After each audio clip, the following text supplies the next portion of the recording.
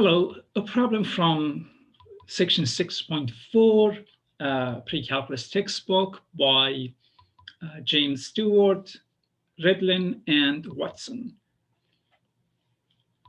Find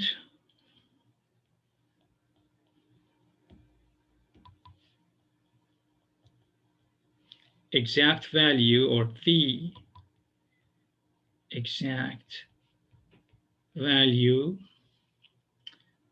for sine of cosine inverse of 3/5. Okay, very interesting.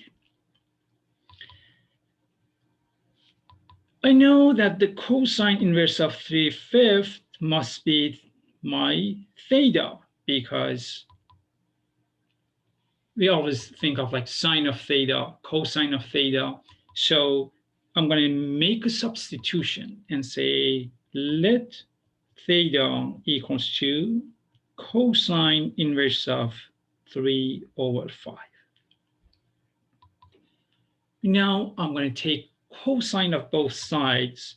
So now I have cosine of theta equals to cosine inverse of 3/5.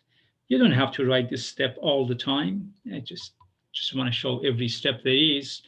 So let me go to the next page. What I have now is cosine of theta equals to 3/5. Notice that 3/5 is positive, and when we talked about inverses, we said the domain for the cosine inverse is between 0 and pi. So, and since cosine is positive, I must be in quadrant 1, somewhere in quadrant 1. Something like here. Okay. Let me pull that triangle out so it's easier to see.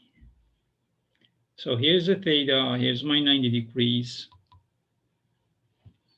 I am in quadrant 1. And if the cosine of theta adjacent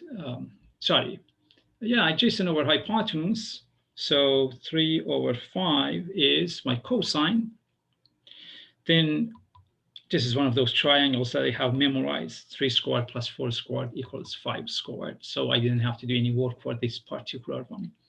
So I know the side opposite is 4. Okay. So notice that I made that substitution for cosine inverse of 3/5. I exchanged that with theta.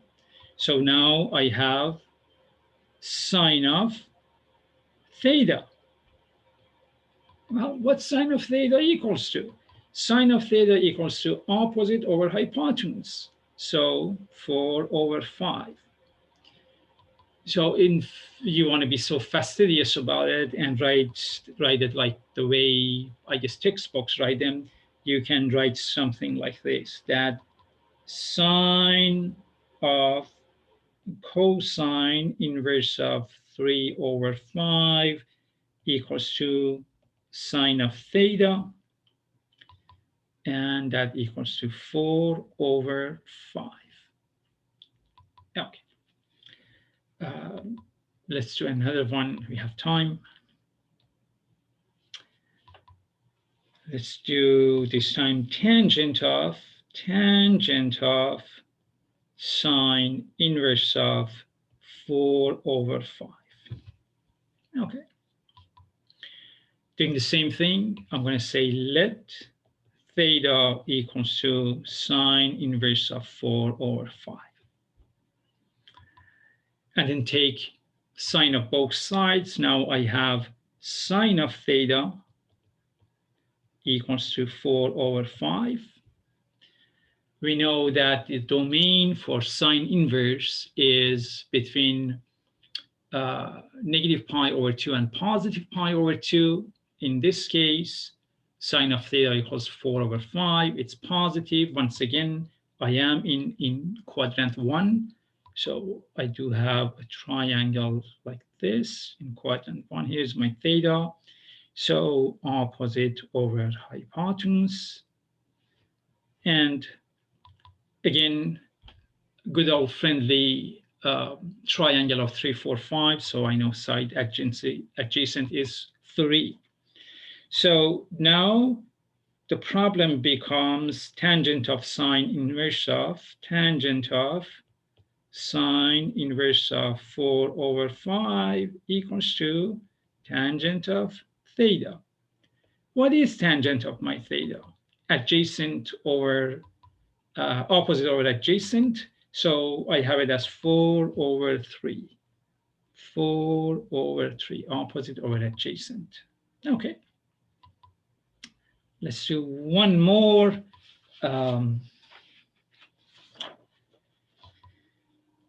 Okay, let's do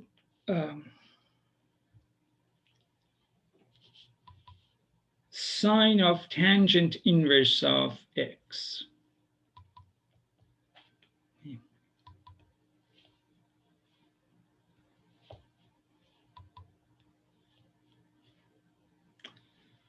Find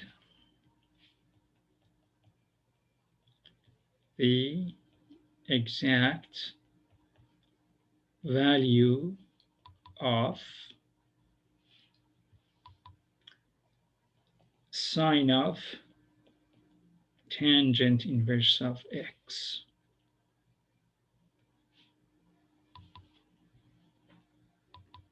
Okay, so here I'm going to say let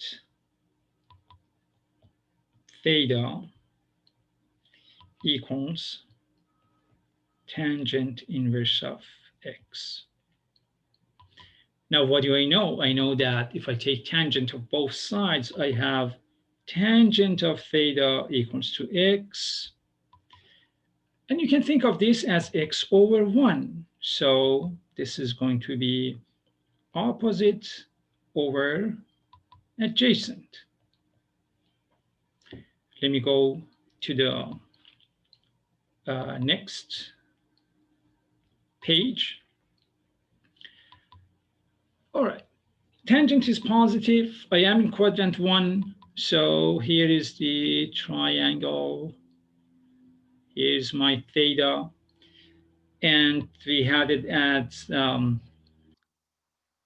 opposite or adjacent. Okay. Now, if I use Pythagoras, I have this becomes square root of 1 plus x squared or x squared plus 1, doesn't matter. So the original problem that we had as sine of tangent inverse of x. Now that equals to sine of my theta, because I exchanged this, I substituted theta for this. And what is sine of theta equal to? Sine of theta is opposite over hypotenuse. So x over 1 plus x squared, which is the same as saying x over square root of x squared plus 1. It doesn't matter to me either way. Well, I hope you like this video. Thank you.